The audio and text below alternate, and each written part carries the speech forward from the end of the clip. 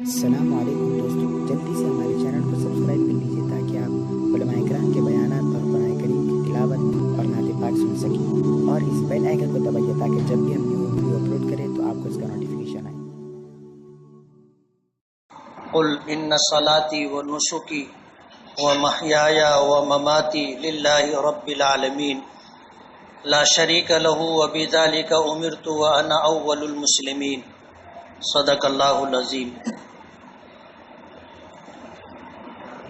بزرگان محترم اور عزیز دوستو،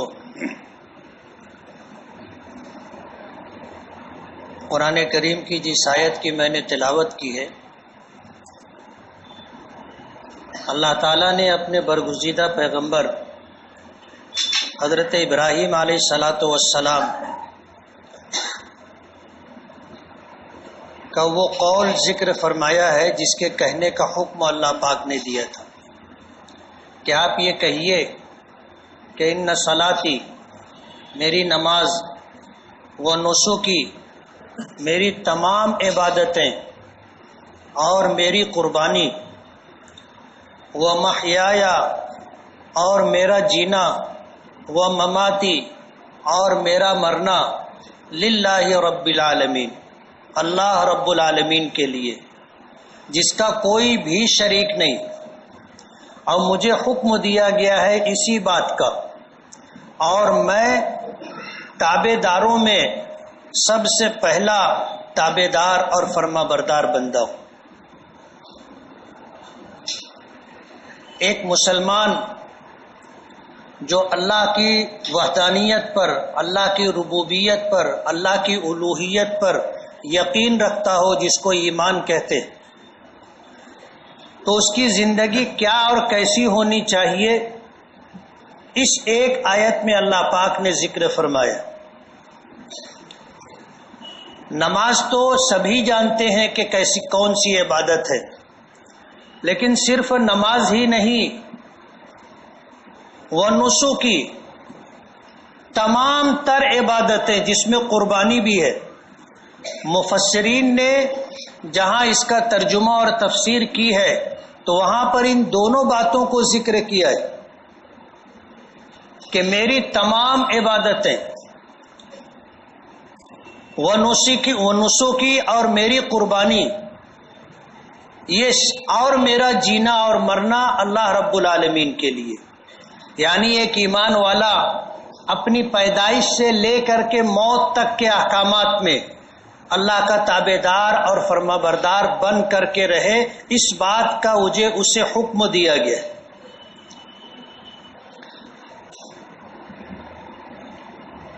ذی قعدہ کا مہینہ ختم ہو رہا ہے، ذی الحجہ کا چاند اسی ہفتے میں دکھائی دے گا، اور چاند دکھنے کے بعد 10 تاریخ کو ہماری عید ہوتی ہے جسے عید الاضحیٰ کہا جاتا ہے۔ یہ وہ قربانی ہے، یہ وہ عبادت ہے جس کا ایک خاص پس منظر ہے، اور جسے ایک خاص جذبے اور کیفیت کے ساتھ ادا کرنا چاہیے۔ قربانی کا مقصد یہ نہیں ہے کہ لوگ دیکھیں کہ میں نے کیسے جانور کی قربانی کی ہے، کتنا فربا، کتنا خوبصورت، کتنا قیمتی۔ آدمی ریا، دکھاوا اور شہرت کے لیے نہ کرے، بلکہ قربانی ایک عبادت ہے، اور ہر عبادت جسے کوئی دیکھے یا نہ دیکھے، عبادت 2 طرح کی ہوتی ہے، بعض عبادتیں دکھائی دیتی ہیں، بعض عبادتیں دکھائی نہیں دیتی۔ جیسے نماز ہے، دکھائی دیتی ہے، آپ نماز پڑھو گے، کوئی بھی دیکھے گا، اسے دکھے گا کہ آپ نماز پڑھ رہے ہو۔ روزہ ایسی عبادت ہے کہ جب تک آپ ظاہر نہیں کرو گے وہاں تک ظاہر نہیں ہوگا کہ آپ روزے سے ہیں یا روزے سے نہیں ہیں، دیکھنے والوں کو پتہ نہیں چلتا۔ تو عبادت چاہے نظر آتی ہو، دکھائی دیتی ہو یا نہ دکھائی دیتی ہو، ہر عبادت میں اللہ کو راضی کرنے کا جذبہ پیش نظر ہونا چاہیے. یہ نیت ہونی چاہیے کہ یہ عبادت میں اپنے پروردگار کے لیے کر رہا ہوں، صرف اللہ رب العالمین کو خوش کرنے کے لیے، لوگوں کو دکھانے کے لیے نہیں. حدیث پاک میں آتا ہے کہ کوئی بھی عبادت ہو، چھوٹی ہو یا بڑی ہو، اگر اس میں یہ جذبہ شامل ہو گیا اور اس عبادت کرنے والے کی نیت میں یہ بات آ گئی کہ لوگ دیکھیں میری تعریف کریں، لوگ دیکھیں اور میرے بارے میں اچھا گمان کریں، یہ ریاکاری ہے، دکھاوا ہے.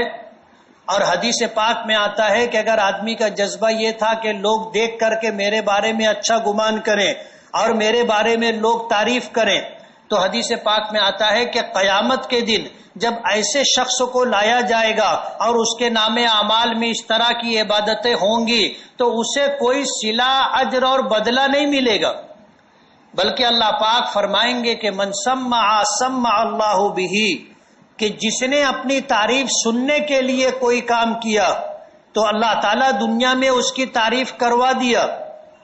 دو چار لوگ کہنے والے کہہ دیں گے، بھلے جملے بول دیں گے، بس یہ عبادت کا بدلہ ہو گیا.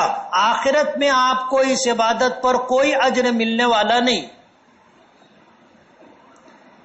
من سمع سمع اللہ بہ، جو آدمی اپنی تعریف سننے کے لیے کوئی کام کرے گا اللہ پاک دنیا میں اس کی تعریف کروا دیں گے اور یہی اس کی عبادت کا صلہ اور بدلہ ہوگا. آخرت میں کچھ نہیں ملے گا، بلکہ ایسی عبادتوں پر اللہ پاک مواخذہ فرمائیں گے، پکڑ ہوگی کہ تم نے عبادت جیسا محتم بالشان عمل جس پہ صرف ہمارا حق ہے دوسروں کے لیے کیوں کیا. ظاہر بات ہے اللہ کی بارگاہ میں جواب دہی آسان نہیں ہے.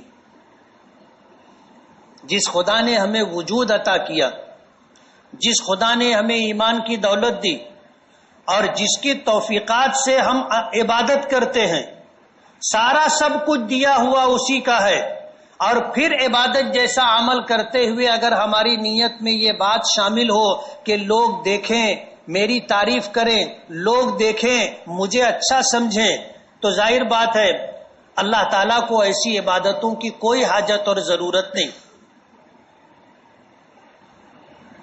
بقرعید کی آمد ہے، ملک کے حالات کیسے ہیں آپ کو پتہ ہے. آج ہندوستان کا ایک بہت بڑا طبقہ اس بات کے درپے ہے کہ قانون کو ہاتھ میں لے کر کے خود فیصلہ کرے، اور یہ بات تمام برادریوں میں اور سماج میں قدر مشترک نظر آتی ہے. جیسے ابھی علی اکبر دواخانے کے پاس ایک حادثہ ہوتے رہ گیا، 40-50 لوگ گرفتار ہوئے، کچھ لوگوں کی ضمانت ہو گئی، بقیہ لوگ آج بھی جیل میں سلاخوں کے پیچھے ہیں. کسی بچے کو اغوا کرنے کی کوشش کچھ لوگوں نے کی، وہ لوگ چلے گئے. بھیک مانگنے والے 4-5 لوگوں کو، جس میں میاں بیوی تھے، ایک عمر دراز شخص اور 2 بچے تھے، لوگوں نے ان کو گھیر لیا، اور یہ گھیرنے والے سب ہمارے ہم مذہب اور بھائی لوگ تھے. اگر اس وقت مسلمان اپنی ذمہ داری پوری نہیں کرتے اور ان کو اپنے گھر میں، اپنی آفس میں پناہ نہیں دیتے تو جو مجمع تھا وہ ان کی جان لے لیتا، صرف اس بات پر کہ یہ بچوں کو چوری کرنے والے، بچوں کو اغوا کرنے والے لوگ. یعنی یہ بات اگر ہندو سماج میں ہے تو آپ کو یہ ماننا پڑے گا کہ یہ چیز قدر مشترک ہے، اور ملک میں اب لوگ قانون ہاتھ میں لینے کی کوشش کر رہے ہیں.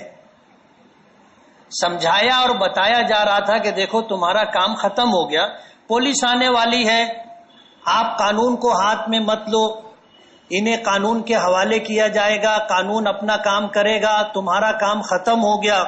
کوئی ماننے کے لیے تیار نہیں.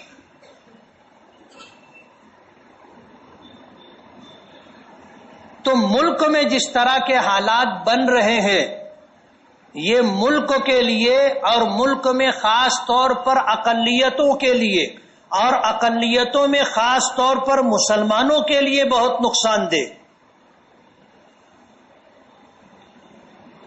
آر ایس ایس کے لوگ اور ان کے ماننے والے اس بات کی پوری کوشش کر رہے ہیں کہ ملک میں انارکی پھیلے اور اس ملک کو ہندوازم کی طرف لے کر کے جایا جائے اور ہندو راشٹر ہے، ہندو ملک ہے، اس بات کا اعلان کیا جائے۔ ہوگا کیا یہ تو اللہ کا فیصلہ ہوگا، لیکن کرنے والوں کا پروگرام یہ ہے اور ہم لوگ بالکل غافل ہیں۔ آج وہ اس بات کی کوشش کر رہے ہیں کہ پورے ملک کے ہندوؤں کو متحد کیا جائے، پورے ملک کے ہندوؤں کو متحد کیا جائے اور ان کو متحد کر کے پارلیمنٹ میں اتنی بڑی اکثریت ان کی پہنچے کہ وہ ملک کے لیے جو فیصلہ کرنا چاہیں وہ فیصلہ کر لے۔ ظاہر بات ہے 2/3 اکثریت اگر ان کو ملتی ہے تو وہ اس بات کا قانونی حق رکھیں گے کہ وہ جو فیصلہ چاہیں وہ فیصلہ کر لیں، اور دوسرے ملکوں کی طرح اس ملک میں رہنے والی اقلیتوں کو جو دوسرے کسی مذہب کے ماننے والے ہیں ان کو ووٹ دینے کے حق سے محروم کر دیا جائے۔ یہ ان کا پروگرام ہے، اور اس پروگرام کے تحت وہ آگے آہستہ آہستہ بڑھ رہے ہیں۔ روزانہ اخبارات میں آپ پڑھتے ہوں گے موب لنچنگ، یعنی مجمع بے قابو ہو کر کے کچھ لوگوں کی جان لے لے، ایسے حالات بنتے جا رہے ہیں۔ اور آپ دیکھو گے گھوم پھر کر کے یہ تان اگر ٹوٹتی ہے تو مسلمانوں پر ہی ٹوٹتی ہے۔ ملک کے حالات اس رخ پر جا رہے ہیں۔ بقرعید آ رہی ہے، جانوروں کے لانے لے جانے کو لے کر کے اور جانوروں کی نمائش کو لے کر کے ملک میں اسی طرح کے حادثات بڑھتے جائیں گے، اور اس وقت کہنے کا مقصد یہ ہے کہ ہم لوگ جو دکھاوے کا عمل کرتے ہیں، ظاہر بات ہے دنیا اور آخرت کے اعتبار سے ہمارے لیے نقصان دہ۔ ہم تو دنیا کے بارے میں نہیں آخرت کے بارے میں زیادہ سوچتے ہیں۔ دنیا تو نصیب اور مقدر سے ہے، جو اللہ پاک کی طرف سے طے ہے وہ ہوگا، یہ ہمارا ایمان ہے اور اسی کو ہم تقدیر کہہ کر کے مانتے ہیں۔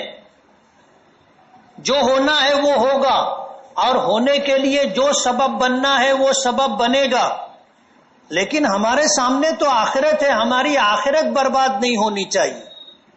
ہم اگر اللہ کی عبادت کر رہے ہیں تو اس عبادت کا ہمیں آخرت میں صلہ اور بدلہ ملنا چاہیے۔ ایسا نہ ہو کہ اجر و ثواب تو ضائع ہو جائے اور اسی کے ساتھ آخرت میں ہمارا مواخذہ اور پکڑ بھی ہو جائے کہ تم نے یہ عبادت ہمارے علاوہ دوسروں کے لیے کیوں کی تھی؟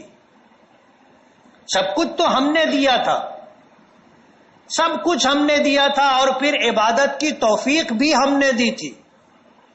اللہ اگر توفیق نہ دے تو آدمی نماز بھی نہیں پڑھتا، کوئی کار خیر نہیں کرتا۔ یہ تو اللہ کا فضل ہے، اللہ کی توفیق ہے کہ کرنے والے لوگوں سے اس طرح کے اعمال ہو جاتے ہیں، اللہ پاک اپنی توفیق دے کر کے کروا لیتے۔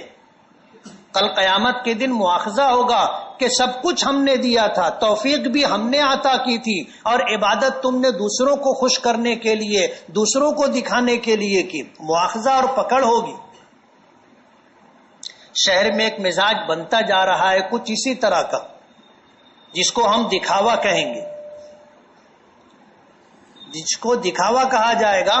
آج عقیقے کے نام پر شہر میں جو ہو رہا ہے دیکھ لو، ایک بہت بڑی دعوت کا اہتمام کیا جاتا ہے، اور دکھ کی بات یہ ہے کہ اپنے غریب پڑوسیوں کو نہیں یاد کیا جاتا۔ شہر بھر کے لوگوں کو دعوت دی جاتی ہے، خوشحال مالدار لوگوں کو بلایا جاتا ہے، گلی محلے کے پڑوس کے غریب لوگوں کو بلایا نہیں جاتا، یاد بھی نہیں کیا جاتا۔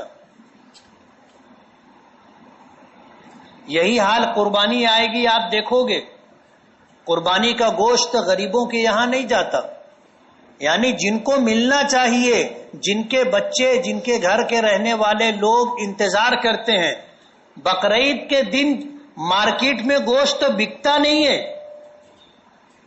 اب غریب آدمی اگر خرید کے لا کر اپنے گھر پکانا چاہے تو مارکیٹ میں گوشت تو ملتا نہیں ہے، وہ لائے گا کہاں سے؟ اور ہمارے گھر قربانی ہوتی ہے، ہم پاس پڑوس میں غریب لوگوں کو دیتے ہی نہیں. ان کے گھر کے بچے آس اور انتظار میں رہتے، لیکن ہم لوگ پاس پڑوس گلی محلے میں غریب لوگوں کو نہیں دیتے ان کو ہے جن کے یہاں قربانی ہوتی ہے. اور ظاہر بات ہے کہ جب میرے پاس سب کچھ ہے، آپ مجھے لا کر کے دو گے تو مجھے اتنی خوشی نہیں ہوتی.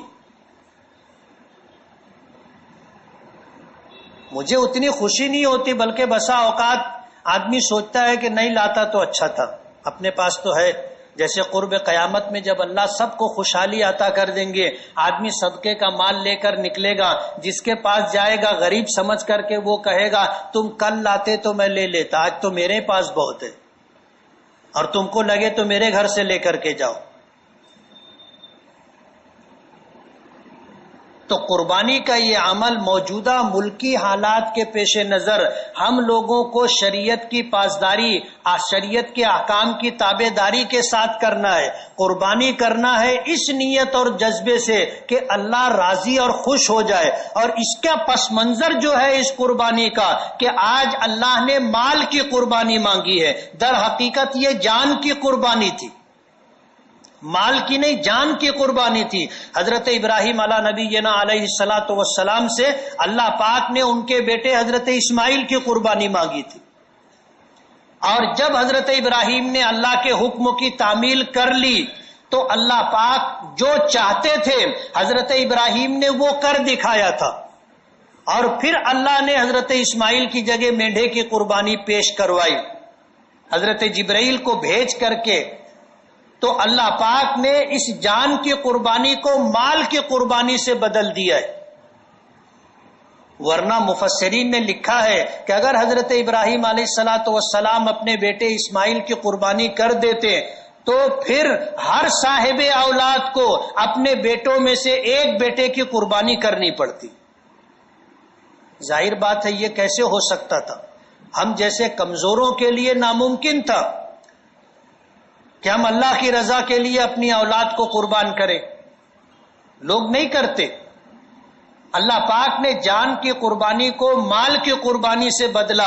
لیکن جذبہ یہ جو حضرت ابراہیم علیہ الصلاۃ والسلام کا تھا کہ اگر اللہ کی منشا ہوگی، اللہ کا حکم ہوگا تو ہم اپنی بھی اور اپنی آل اولاد کی قربانی دینے میں بھی پیچھے نہیں رہیں گے. اللہ کی رضا اور خوشنودی کے لیے اللہ جو چاہے گا وہ کرنے کے لیے تیار. یہ جذبہ آدمی میں ہونا چاہیے. چاند دکھے گا، 10 دن کا وقفہ ہوتا ہے. جو صاحب نصاب ہیں ان پر قربانی واجب ہے، یعنی جن لوگوں پر زکوٰۃ فرض ہے ان لوگوں پر قربانی بھی واجب ہے. اور حضرت عمر اور صحابہ کرام رضوان اللہ تعالی علیہ مجمعین اپنی طرف سے اور اپنی نابالغ اولادوں کی طرف سے قربانی کیا کرتے تھے.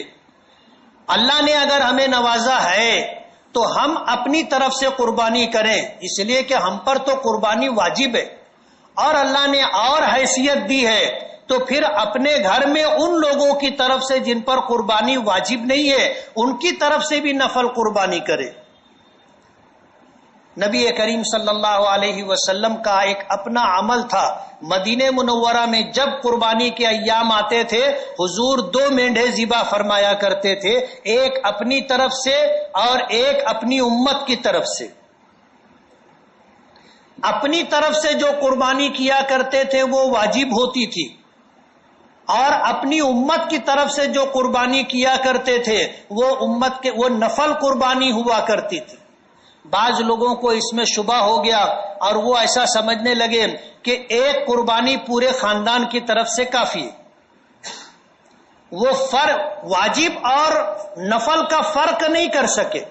اب میں آپ سے ایک بات پوچھوں، ہم لوگ تو تھے بھی نہیں نا اس وقت، جس وقت حضور نے آج سے 1400 سال پہلے قربانی کی تھی ہمارا وجود بھی نہیں تھا دنیا میں. اب جب وجود نہیں تھا تو پھر نصاب اور صاحب نصاب کو تو سوال ہی پیدا نہیں ہوتا. اللہ کے رسول صلی اللہ علیہ وسلم نے ہماری طرف سے جو قربانی کی تھی وہ واجب اور فرض قربانی نہیں تھی. اور نفل عبادتوں میں آپ جتنے لوگوں کو شامل کرنا چاہیں شامل کر سکتے. اس کا اجر و ثواب اللہ پاک دیں گے اور سب کو دیں گے اور کسی کے ثواب میں کمی بھی نہیں ہوگی. لیکن ایک قربانی پورے خاندان کی طرف سے کافی ہو جائے ایسا نہیں ہے. جتنے لوگ صاحب نصاب ہیں ان کی طرف سے قربانی کی جاوے گی. چاہے ایک بکری بکرا ذبح کریں یا بڑے جانور میں سے ایک حصہ.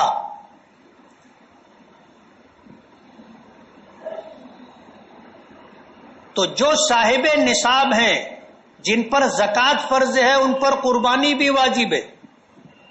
اور جب چاند نظر آ جائے تو پھر مسئلہ یہ پوچھا جاتا ہے بہت شدت کے ساتھ کہ سر کے بال، داڑھی، مونچھ، ناخن وغیرہ کاٹنا کیسا ہے. یہ ایک مستحب عمل ہے. چاند دکھنے سے پہلے آپ ناخن کاٹ لیں، چاند دکھنے سے پہلے اپنے سر کے اور داڑھی کے بال وغیرہ ٹھیک کر لیں. ٹھیک کرنے کا یہ مطلب نہیں ہے کہ داڑھی صاف کر لیں. جیسے بعض لوگ داڑھی صاف کر لیتے کہ اب 10 دن تو بنا نہیں سکتے. اس 10 دن کا اتنا اہتمام ہوتا ہے کہ آدمی داڑھی کے تعلق سے صبح سے لے کے شام تک 50 لوگ مسئلہ پوچھتے. جبکہ داڑھی ساری زندگی کے لیے، صرف ذی الحجہ کے 10 دن کے لیے نہیں ہے، ساری زندگی کے لیے داڑھی رکھنا ہے. رات درس قرآن میں یہ موضوع آیا تھا، میں نے یہ بات کہی تھی کہ داڑھی اللہ پاک نے مردوں کو دی ہے. اللہ کی منشا یہ ہے کہ مرد داڑھی رکھیں، اسی لیے اللہ پاک نے دی ہے. اور اللہ پاک نہیں چاہتے تو جیسے عورتوں کو اللہ نے داڑھی نہیں دی ہمیں بھی اللہ داڑھی نہیں دیتے. نبی کریم صلی اللہ علیہ وسلم نے فرمایا کہ اللہ تعالیٰ نے مردوں کو داڑھی سے اور عورتوں کو سر کے بالوں سے زینت اور خوبصورتی بخشی ہے. اور کہنے والے کی ایک بات کا میں نے تذکرہ کیا تھا کہ آدمی روزانہ داڑھی صاف کرتا ہے اور داڑھی سے یہ کہتا ہے کہ تو غلط جگہ آ گئی ہے، تو جو سمجھتی ہے میں وہ نہیں ہوں. داڑھی آ کر کے انسان کو یہ بتاتی ہے کہ تو مرد ہے. اور ہم روزانہ صبح اٹھ کر پہلی فرصت میں اسے صاف کر کے یہ جواب دینا چاہتے ہیں کہ یہ تیری غلط فہمی ہے، میں مرد نہیں ہوں. لیکن دوسرے دن پھر داڑھی آ کر کے کہتی ہے کہ نہیں تو مرد ہے. سرکار دو عالم صلی اللہ علیہ وسلم کو اللہ نے جو خوبصورتی اور جمال عطا کیا تھا پوری دنیا میں اللہ نے کسی کو نہیں دیا.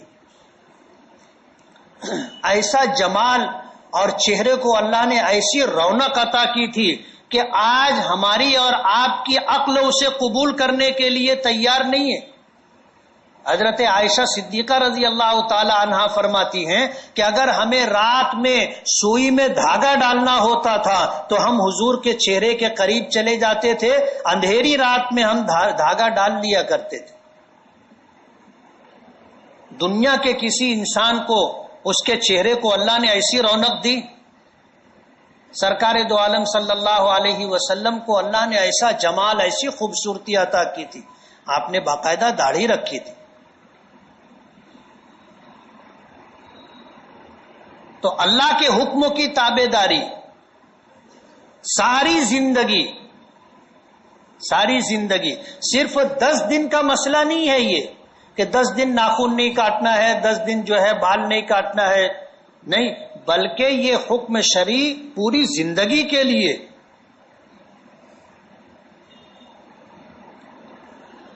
سوچ ہماری خراب ہو گئی، بدل گئی. اب اچھے اور برے کی تمیز ہم میں نہیں رہی.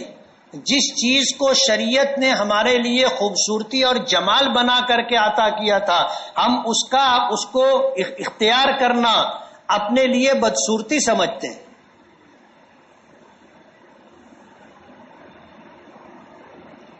تو بقرعید کا موقع آ رہا ہے، اگر آپ 10 دن ناخن بال نہ کاٹے تو یہ ایک استحبابی حکم ہے، واجب یا فرض نہیں ہے. جن لوگوں کو اللہ نے استطاعت نہیں دی ہے، جن لوگوں کو اللہ نے صاحب نصاب نہیں بنایا ہے، وہ اپنے ناخن اور بال وغیرہ چاند دکھنے سے پہلے کاٹ لیں، اور پھر جس دن قربانی ہو اس دن آدمی جو ہے اپنے ناخن اور بال وغیرہ کاٹے تو اللہ پاک ہر بال کے بدلے میں انہیں نیکی عطا کریں گے. یہ ایک عبادت ہے، یہ ایک مستحب عمل ہے، لیکن جتنی شدت کے ساتھ ہم لوگ اس پر عمل کرتے ہیں اور معلومات لیتے ہیں، ان کے لیے میں یہ بات کہنا چاہتا ہوں کہ داڑھی رکھنے نہ کاٹنے کا حکم ساری زندگی کے لیے، صرف ذی الحجہ کے پہلے 10 دن کے لیے نہیں ہے. اور قربانی کے دنوں میں اللہ تعالیٰ کو قربانی سے بڑھ کر کے کوئی عمل پسند نہیں. ایک غلط فہمی اور بھی دور کر لے کہ انہی 3 دنوں میں قربانی عبادت ہے، صرف انہی 3 دنوں میں قربانی عبادت ہے. ذی الحجہ کی 10، 11 اور 12 تاریخ، اس کے علاوہ جانور ذبح کرنا عبادت نہیں ہے، جانور کا ذبح کرنا نیکی نہیں ہے. ہم لوگ جو مختلف مواقع پر کوئی شخص بیمار ہو گیا، ڈاکٹر نے جواب دے دیا تو ہم لوگ کہتے ہیں کہ دم دینا ہے. شریعت میں اس کا کہیں کوئی وجود نہیں ہے. کہاں سے یہ ہمارے شہر میں بات چلی اس کی تحقیق نہیں ہے، لیکن یہ کہ ہمارے شہر میں جو یہ ہے کہ اب دم دینا ہے، پوری شریعت میں کہیں یہ حکم نہیں ہے، کہیں اس کا تذکرہ نہیں ہے، نہ قرآن پاک میں نہ حدیث پاک میں، کہیں نہیں ہے.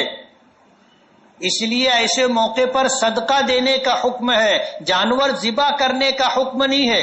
آپ نے جانور ذبح کیا، اس کا گوشت صدقہ کریں گے تو صدقے کا ثواب ملے گا. اب ظاہر بات ہے آپ نے اس کی نافعیت کو محدود کر دیا. جس کو آپ نے گوشت دیا ہے وہ صرف اس کے کھانے میں کام آ سکتا ہے بس. لیکن اگر آپ نے کسی کو روپیہ صدقے میں دے دیا تو اس کی جو ضرورت ہوگی وہ ضرورت وہ اس سے پوری کر سکتا ہے. اس کو کھانے کی ضرورت ہوگی، غلہ، آٹا، دال لا سکتا ہے. اس کو کپڑے کی ضرورت ہوگی تو وہ پیسہ کپڑے کے لیے استعمال کر سکتا ہے. علاج و معالجے کی ضرورت ہوگی، علاج و معالجے میں استعمال ہو سکتا ہے. اور کوئی ضرورت اس کی ہوگی، آپ نے پیسہ دیا ہے اس کی ضرورت پوری ہوگی. تو صرف ان 3 دنوں ہی میں جانوروں کا ذبیحہ قربانی ہے، عبادت ہے. اس کے علاوہ سال بھر میں جانور کا ذبح کرنا عبادت اور نیکی نہیں ہے.